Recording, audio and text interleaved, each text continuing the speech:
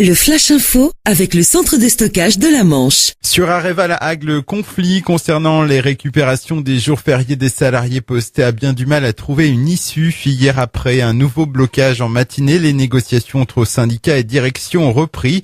Et pour la première fois, le directeur du site Pascal Aubray était présent. Durant cette nouvelle réunion, l'intersyndicale a fait une proposition dont la mise en œuvre sera étalée sur 4 ans. Proposition qui sera étudiée par la direction du site. Les négociations doivent reprendre cet après-midi à 14h. Un chalutier échappe au naufrage hier matin au large du Cotentin. Le navire de pêche La Petite Elsa, avec 2 pêcheurs à bord, a été victime d'une voie d'eau alors qu'il manœuvrait à l'est des îles Saint-Marcouf. Suite au message de détresse du CROSS, 2 patrouilleurs de la Marine nationale ont été envoyés sur zone. La voie d'eau a pu être maîtrisée. Le navire de pêche a été remorqué jusqu'au port de Grand-Camp-Mézy dans le Calvados. Encore des difficultés sur la ligne SNCF Paris-Caen-Cherbourg ce lundi, en cause un défaut d'alimentation électrique à hauteur de Poissy en Île-de-France. Le train a été contraint de s'arrêter durant une vingtaine de minutes.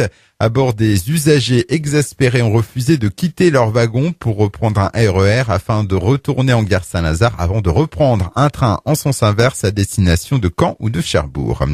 Les femmes entrepreneurs sont à nouveau à l'honneur à Cherbourg-en-Cotentin pendant le festival Femmes dans la ville.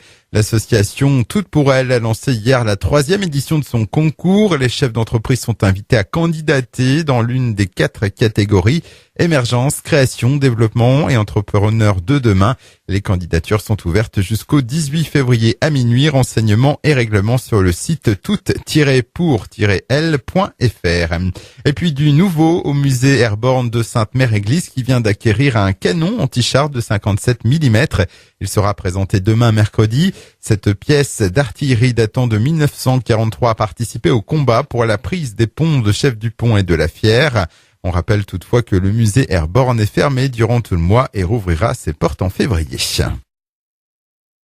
Le Flash Info vous a été présenté par Landra, centre de stockage de la Manche à Digulleville. Pour en savoir plus et visiter notre centre, 0810 120 172, coup d'un appel local.